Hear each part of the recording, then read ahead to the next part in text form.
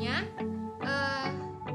dapat kita jelaskan sekali lagi bahwa guru itu harus mengubah paradigma proses pembelajaran dari penyampaian pengetahuan menuju proses pembelajaran yang berbasis pertukaran pengetahuan.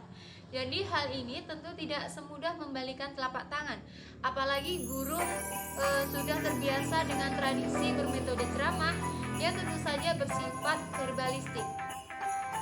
Jadi sebagai ujung tombak keberhasilan pemberlakuan kurikulum baru, guru hendaknya proaktif dalam mencari dan menemukan metode dan pendekatan yang mampu menjamin bahwa kurikulum benar-benar siap diaplikasikan.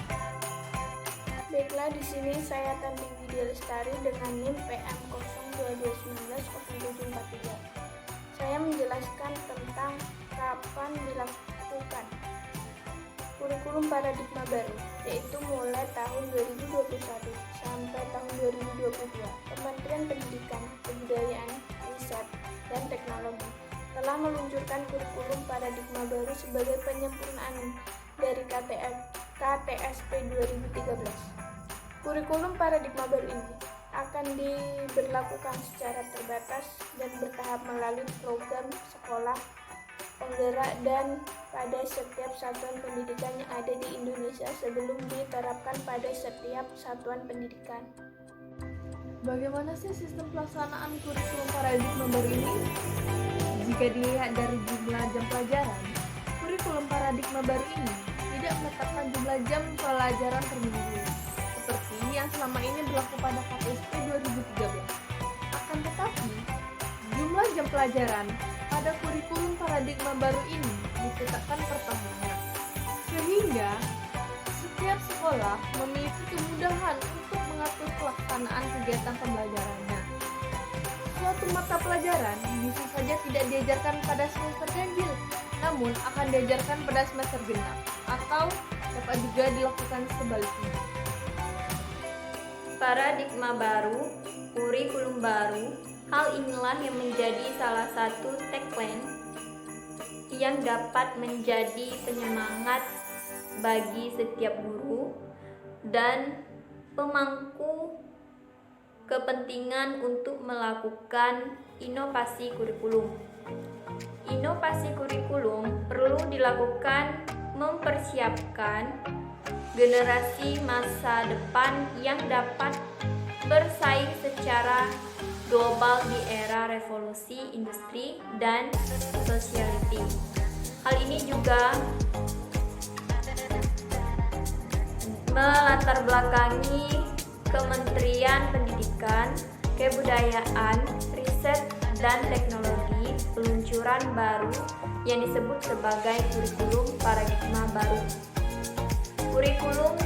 Kurikulum adalah seperangkat rencana dan pengaturan mengenai tujuan, isi, dan bahan pelajaran serta cara yang digunakan sebagai pedoman pelaksanaan kegiatan untuk mencapai tujuan pendidikan tertentu. Sejak merdeka pada tahun 1945 telah dilakukan sebanyak 10 kali perubahan kurikulum di Indonesia, mulai dari kurikulum yang disebut sebagai Rencana Pelajaran 1947, Rencana Pelajaran Terurai 1952, Rencana Pendidikan 1964,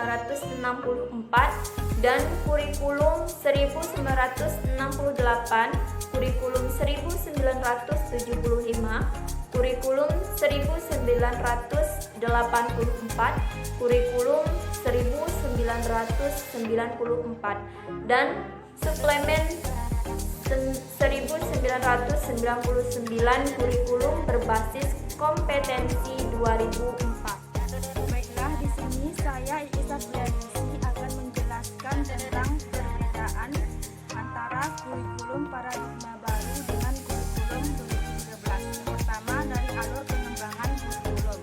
Paradigma baru didasarkan pada tujuan pendidikan nasional yang dirumuskan pada profil pelajar Pancasila atau PPP yang akan mendasari standar isi, standar pendidikan menetapkan standar proses pendidikan dan standar penilaian pendidikan.